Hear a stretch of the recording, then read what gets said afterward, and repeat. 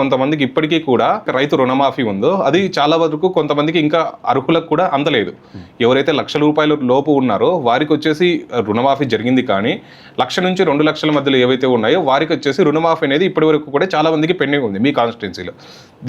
ఈ విషయం మీ ముందుకు వచ్చిందా? దీని మీద మీరు ఏం చర్యలు తీసుకున్నారు? మీరు ఈ ప్రశ్న అడిగే ముందు గతంలో బీఆర్ఎస్ ప్రభుత్వం 2 దఫాలుగా 2018 ఎన్నికల ముందు కానీ అంతకుముందు కానీ రుణమాఫీ చేస్తా అని చెప్పి తెలంగాణ ప్రజానీకానికి మోసం చేసింది.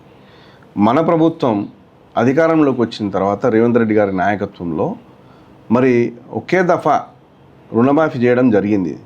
22,000 కోట్లను మొదటిసారి మనం అందరం రుణమాఫీ జరిగింది. ఇది అంకెలు అనేటివి ప్రభుత్వం దగ్గర ఉన్నాయి, ప్రజల దగ్గర ఉన్నది.